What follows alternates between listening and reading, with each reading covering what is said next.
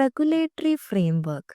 എന്താണ് regulatory framework എന്ന് പറഞ്ഞു കഴിഞ്ഞാൽ നമ്മുടെ അതോറിറ്റീസ് ക്രിയേറ്റ് ചെയ്യുന്ന ഒരു set of rules, laws and guidelines. ഇതിനെയാണ് നമ്മൾ എന്തെന്ന് പറയുന്നത്? റെഗുലേറ്ററി ഫ്രെയിംവർക്ക് എന്ന് പറയുന്നത്. ഇതൊരു എക്സാമ്പിൾ വെച്ച് പറയുവാണെന്നുണ്ടെങ്കിൽ, നമ്മുടെ ഫിനാൻഷ്യൽ സ്റ്റേറ്റ്മെൻറ്റ്സ് പ്രിപ്പയർ ചെയ്യുന്ന സമയത്ത് നമ്മുടെ കമ്പനി മസ്റ്റായിട്ട് എന്ത് ഫോളോ ചെയ്തിരിക്കണം? IFRS റൂൾസ് ഫോളോ ചെയ്തിരിക്കണം, ഇല്ലേ? സോ ഇതെന്താണ്? ഇതും ഒരു റെഗുലേറ്ററി ഫ്രെയിംവർക്കിൻ്റെ ഭാഗമാണ്. ഓക്കെ. അതുപോലെ തന്നെ വേറൊരു എക്സാമ്പിൾ പറയുവാണെന്നുണ്ടെങ്കിൽ, നമ്മുടെ കമ്പനീസ് എങ്ങനെയാണ് ഷെയർസ് ഇഷ്യൂ ചെയ്യേണ്ടത്, അതുപോലെ തന്നെ ഇൻവെസ്റ്റേഴ്സിനെ എങ്ങനെ പ്രൊട്ടക്റ്റ് ചെയ്യണം, അതുപോലെ തന്നെ ഫ്രോഡും കാര്യങ്ങളും ഒക്കെ എങ്ങനെ പ്രിവെൻറ്റ് ചെയ്യാം എന്നുള്ള റൂൾസും കാര്യങ്ങളും പ്രൊവൈഡ് ചെയ്യുന്നത് സെബിയാണ്. ഓക്കെ. സോ ഇതെന്താണ്? സ്റ്റോക്ക് മാർക്കറ്റിന് വേണ്ടിയിട്ടുള്ള റെഗുലേറ്ററി ഫ്രെയിംവർക്കാണ് ഈ സെബി സെറ്റ് ചെയ്തേക്കുന്ന റൂൾസ് എന്ന് പറഞ്ഞാൽ. അതുപോലെ തന്നെ നമ്മുടെ RBI, നമ്മുടെ ബാങ്ക് എങ്ങനെ വർക്ക് ചെയ്യണം എന്നുള്ള കാര്യങ്ങൾ ബേസ് ചെയ്ത് നമ്മുടെ RBI എന്ത് ചെയ്യും?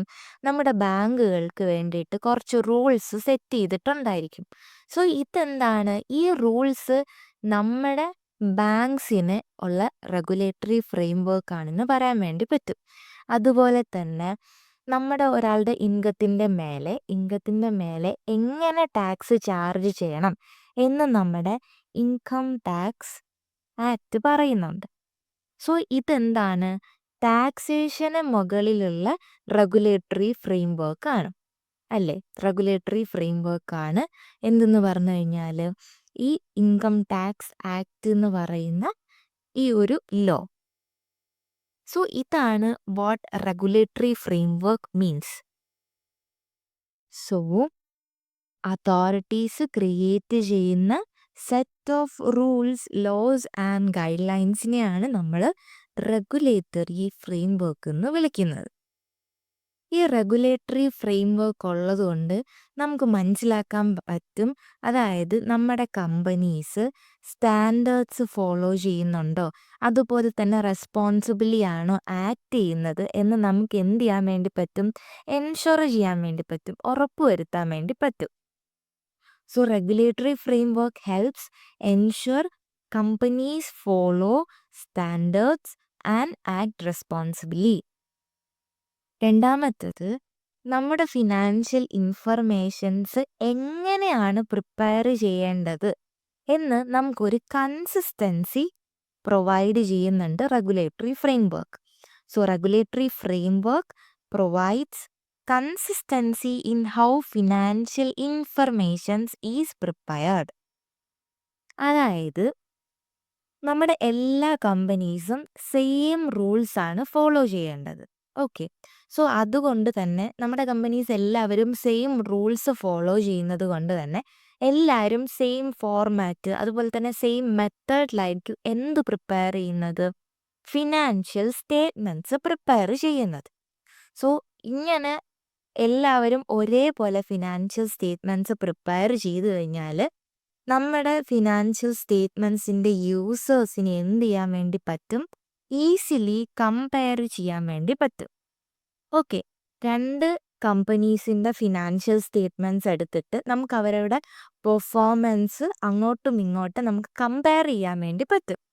സോ അങ്ങനെയാണ് നമ്മുടെ റെഗുലേറ്ററി ഫ്രെയിംവർക്ക് നമ്മളെ ഹെൽപ്പ് ചെയ്യുന്നത്. നമ്മൾ പറഞ്ഞു നമ്മുടെ FS പ്രിപ്പയർ ചെയ്യുമ്പോൾ നമ്മൾ IFRS റൂൾസ് ഫോളോ ചെയ്യണം എന്നൊരു റെഗുലേറ്ററി ഫ്രെയിംവർക്ക് നമ്മൾ ക്രിയേറ്റ് ചെയ്ത് വെച്ചിട്ടുണ്ട്. സോ അതുകൊണ്ട് തന്നെ നമ്മുടെ ഫിനാൻഷ്യൽ സ്റ്റേറ്റ്മെൻറ്റ്സ് റിലയബിളും കമ്പയറബിളും ട്രാൻസ്പാരൻറ്റുമായിരിക്കും എന്ന് നമുക്ക് പറയാൻ വേണ്ടി പറ്റും. അതായത് റിലയബിൾ എന്ന് പറഞ്ഞു കഴിഞ്ഞാൽ ആ ഫിനാൻഷ്യൽ ഇൻഫർമേഷൻസ് യൂസ് ചെയ്ത് നമ്മുടെ യൂസേഴ്സിന് അല്ലെങ്കിൽ ഈ ഇൻവെസ്റ്റേഴ്സ് പോലുള്ള ആൾക്കാർക്ക് ഡിസിഷൻസ് മേക്ക് ചെയ്യാൻ വേണ്ടി പറ്റും. അതുപോലെ തന്നെ 2 കമ്പനീസിൻ്റെ സ്റ്റേറ്റ്മെൻറ്റ്സ് അല്ലെങ്കിൽ ഒരു കമ്പനിയുടെ തന്നെ പാസ്റ്റ് പെർഫോമൻസും കറണ്ട് പെർഫോമൻസും നമുക്ക് കമ്പയർ ചെയ്യാൻ പറ്റും. അതുപോലെ തന്നെ അതായത് നമ്മുടെ ബിസിനസ്സിൽ നടക്കുന്ന എല്ലാ കാര്യങ്ങളും ട്രാൻസ്പാരൻ്റ് ആയിരിക്കും. നമുക്കറിയാൻ വേണ്ടി പറ്റും ഈ ബിസിനസ്സിൽ എന്തൊക്കെയാണ് നടക്കുന്നത്. സോ നമുക്ക് പറയാൻ വേണ്ടി പറ്റും റെഗുലേറ്ററി ഫ്രെയിംവർക്ക് ഉള്ളത് കൊണ്ട് നമ്മുടെ എഫ്എസ് റിലയബിളും കമ്പാരബിളും ട്രാൻസ്പാരൻറ്റും ആയിരിക്കും. ആൻഡ് ലാസ്റ്റ് വൺ എന്ന് പറഞ്ഞു കഴിഞ്ഞാൽ നമ്മുടെ പബ്ലിക്കിൻ്റെ ഇൻട്രസ്റ്റ് അതുപോലെ തന്നെ ഇൻവെസ്റ്റേഴ്സിനെയും എക്കണോമീനെയും നമുക്ക് എന്ത് ചെയ്യാൻ വേണ്ടി പറ്റും, റെഗുലേറ്ററി ഫ്രെയിംവർക്ക് ഉണ്ടെങ്കിൽ പ്രൊട്ടക്റ്റ് ചെയ്യാൻ പറ്റും. സോ എന്താണ് ഇത് ഉദ്ദേശിക്കുന്നത്? അതായത് പബ്ലിക് ഇൻട്രസ്റ്റ് പ്രൊട്ടക്റ്റ് ചെയ്യാൻ പറ്റും കൊണ്ട് ഉദ്ദേശിക്കുന്നത് നമ്മുടെ കമ്പനീസ് ആൾക്കാരെ ഒന്നും ചീറ്റ് ചെയ്യില്ല എന്ന് നമുക്ക് ഉറപ്പുവരുത്താൻ വേണ്ടി പറ്റും. അതുപോലെ തന്നെ നമ്മുടെ business fair and honest practices ആണ് എൻഷുർ ചെയ്യുന്നത്. അതുപോലെ തന്നെ ഫ്രോഡും കാര്യങ്ങളൊക്കെ പ്രിവെൻറ്റ് ചെയ്യുന്നുണ്ട് എന്നുണ്ടെങ്കിൽ എന്ത് ചെയ്യാൻ വേണ്ടി പറ്റും, നമ്മുടെ പബ്ലിക് ഇൻട്രസ്റ്റിനെ നമുക്ക് പ്രൊട്ടക്റ്റ് ചെയ്യാൻ വേണ്ടി പറ്റും. അടുത്തത് ഇൻവെസ്റ്റേഴ്സിനെ പറ്റിയിട്ടാണ്. അതായത് നമ്മുടെ ഫിനാൻഷ്യൽ സ്റ്റേറ്റ്മെൻറ്റ്സിൽ കറക്റ്റ് ആൻഡ് ക്ലിയർ ആയിട്ടുള്ള ഇൻഫർമേഷൻസ് കാണിച്ചു കഴിഞ്ഞാൽ ഈ ഇൻവെസ്റ്റേഴ്സിന് എന്ത് ചെയ്യാൻ വേണ്ടി പറ്റും, safe and informed decisions make ചെയ്യാൻ വേണ്ടി പറ്റും. അതുകൊണ്ട് തന്നെ നമ്മുടെ ഇൻവെസ്റ്റേഴ്സിൻ്റെ മണി അതായത് ക്യാഷ് നഷ്ടപ്പെടുന്നതിൻ്റെ ചാൻസ് നമുക്ക് കുറച്ചു കൊണ്ടുവരാൻ വേണ്ടി പറ്റും. അങ്ങനെയാണ് ഇൻവെസ്റ്റേഴ്സിനെ പ്രൊട്ടക്റ്റ് ചെയ്യാൻ പറ്റും എന്നതുകൊണ്ട് ഉദ്ദേശിക്കുന്നത്. ആൻഡ് ഹൗ നമുക്ക് എങ്ങനെയാണ് ഈ എക്കണോമിനെ പ്രൊട്ടക്റ്റ് ചെയ്യാൻ പറ്റുന്നത്?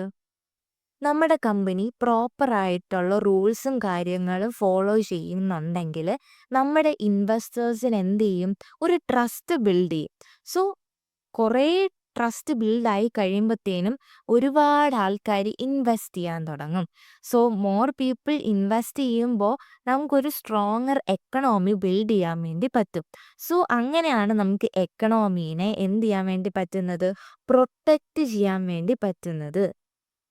സോ ഇതാണ് എന്താണ് റെഗുലേറ്ററി ഫ്രെയിംവർക്ക് എന്ന് പറഞ്ഞാൽ. സോ റെഗുലേറ്ററി ഫ്രെയിംവർക്ക് ഈ set of rules, laws, guidelines created by authority.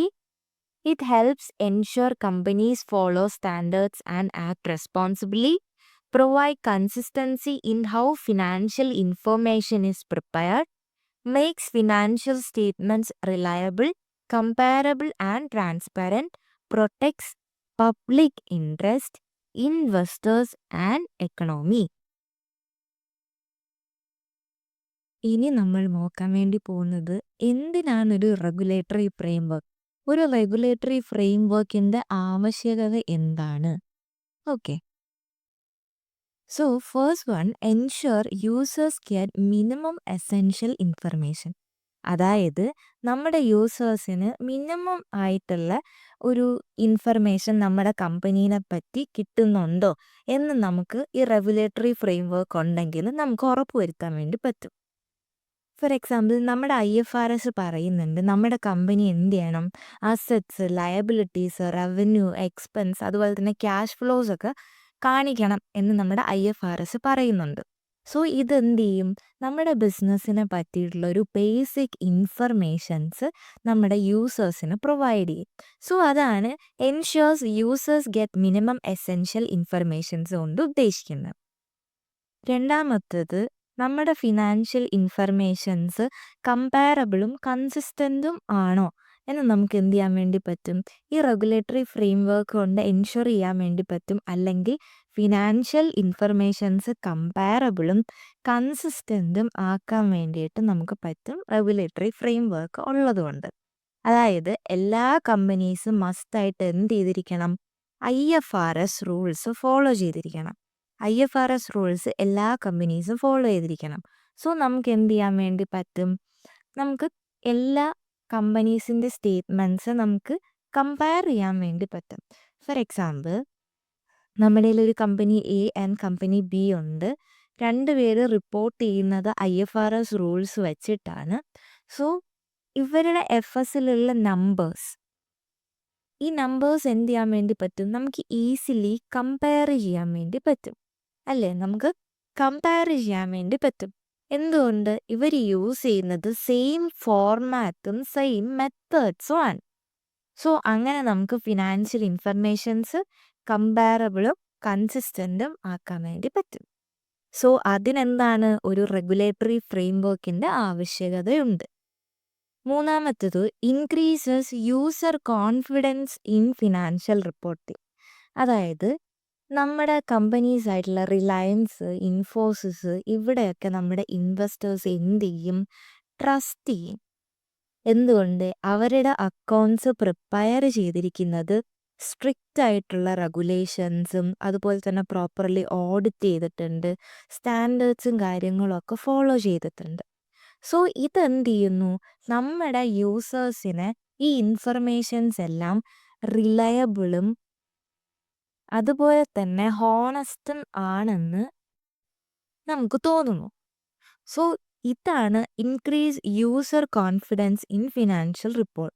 ഒരു ഇൻഫർമേഷൻ റിലയബിളും ഹോണസ്റ്റും ആവുമ്പോൾ എന്ത് ചെയ്യും? യൂസറിന് ആ ഫിനാൻഷ്യൽ സ്റ്റേറ്റ്മെൻറ്റ്സിൽ ഒരു കോൺഫിഡൻസ് ജനറേറ്റ് ആവും. നാലാമത്തത് controls company and director behaviour towards investors. ഇതെന്താണെന്ന് വെച്ചാൽ നമ്മുടെ കമ്പനിയിലെ ഡയറക്ടർ നമ്മുടെ കമ്പനിയിലൊരു ഷെയർ ഹോൾഡർ ആണെന്ന് വിചാരിക്കും. ഓക്കെ. സോ ഈ ഡയറക്ടറിന് നമ്മുടെ കമ്പനിയിൽ നടക്കുന്ന എല്ലാ കാര്യങ്ങളും അറിയായിരിക്കുമല്ലോ. സോ ഈ ഡയറക്ടറിന് മനസ്സിലായി നമ്മുടെ കമ്പനി ഒരു നെക്സ്റ്റ് മന്ത് നല്ല രീതിക്കുള്ള ഒരു ലോസ് ഫേസ് ചെയ്യാൻ പോവുകയാണെന്ന് ഡയറക്ടറിന് മനസ്സിലായി. ഓക്കെ. സോ നമ്മുടെ ഡയറക്ടറിന് എന്ത് ചെയ്യാൻ വേണ്ടി പറ്റി? ഒരു സീക്രട്ട് ഇൻഫർമേഷൻ കിട്ടി, അല്ലേ? ഈ പുറത്തുള്ള ബാക്കി ഷെയർ ഹോൾഡേഴ്സിനെ പറ്റി എന്തെങ്കിലും ഒരു ഐഡിയ ഉണ്ടോ? ഇല്ല. നമ്മുടെ പബ്ലിക്കിലുള്ള ഈ ഷെയർ ഹോൾഡേഴ്സ്, പബ്ലിക്കിന് എന്തില്ല? ഈ ഒരു ന്യൂസിനെ പറ്റിയിട്ട് അവർക്ക് അറിയില്ല. സോ ഈ ഡയറക്ടർ നമ്മുടെ ഈ സീക്രട്ട് ഇൻഫർമേഷൻ യൂസ് ചെയ്ത് നമ്മുടെ ഷെയർസ് സെല്ല് ചെയ്യാൻ വേണ്ടി പാടില്ല. ഇതെന്താണ്? ചീറ്റിംഗ് ആണ്. കാരണം നമ്മുടെ ബാക്കിയുള്ള ഇൻവെസ്റ്റേഴ്സിന് ഈ സെയിം ഇൻഫർമേഷൻ കിട്ടിയിട്ടില്ല. ഈ ഡയറക്ടറിന് മാത്രമാണ് ഇത് അറിയാവുന്നത്. സോ എന്താണ്? അത് ചീറ്റിംഗ്. സോ ഇങ്ങനൊരു സംഭവം നടക്കാണ്ടിരിക്കാൻ വേണ്ടിയിട്ട് നമ്മുടെ റെഗുലേറ്ററി ഫ്രെയിംവർക്ക് കുറച്ച് റൂൾസ് കൊണ്ടുവന്നിട്ടുണ്ട്. അതായത് എന്താണ്? ഡയറക്ടേഴ്സിന് ഈ സീക്രട്ട് ഇൻഫർമേഷൻസ് യൂസ് ചെയ്തിട്ട് നമ്മുടെ ഷെയർസ് ബൈ ചെയ്യാനോ സെല്ല് ചെയ്യാനോ പറ്റില്ല. അതുപോലെ തന്നെ അവരെന്ത് ചെയ്യണം? ഈ ഷെയർ പർച്ചേസ് ചെയ്യാനോ അല്ലെങ്കിൽ സെല്ല് ചെയ്യണം എന്നുണ്ടെങ്കിൽ നമ്മുടെ കമ്പനി പബ്ലിക്കലി ഈ ഇൻഫർമേഷൻ അനൗൺസ് ചെയ്യുന്നത് വരെ നമുക്ക് വിൽക്കാനോ വാങ്ങാനോ ഒന്നും പറ്റില്ല. അതുവരെ നമ്മൾ ഡയറക്ടർ വെയിറ്റ് ചെയ്യേണ്ടതായിട്ടുണ്ട്.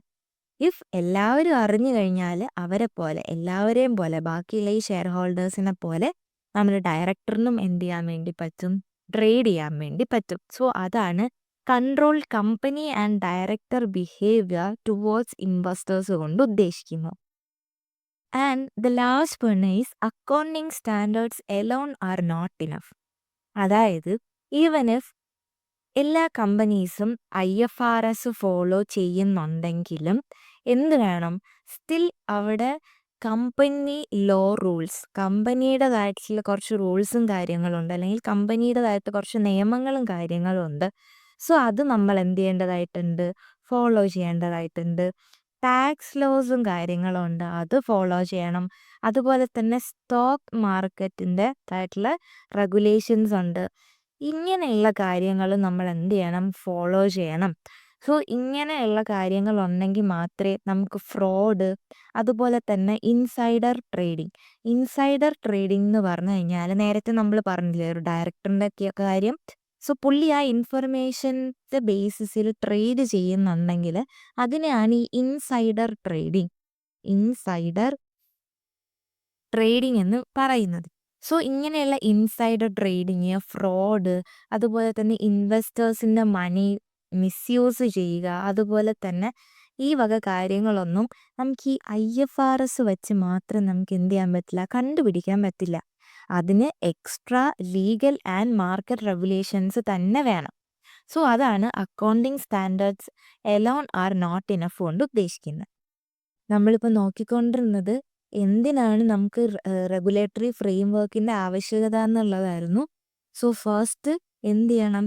Ensures users get minimal essential informations കിട്ടുന്നുണ്ടോ, അതായത് നമ്മുടെ യൂസറിന് നമ്മുടെ കമ്പനീനെ പറ്റിയിട്ടുള്ള ബേസിക് ആയിട്ടുള്ള ഇൻഫർമേഷൻസ് കിട്ടുന്നുണ്ടോ എന്നറിയാൻ വേണ്ടിയിട്ട്, അല്ലെങ്കിൽ അത് പ്രൊവൈഡ് ചെയ്യണം എന്നുണ്ടെങ്കിൽ അവിടെ ഒരു റെഗുലേറ്ററി ഫ്രെയിം വർക്കിൻ്റെ ആവശ്യകതയുണ്ട്.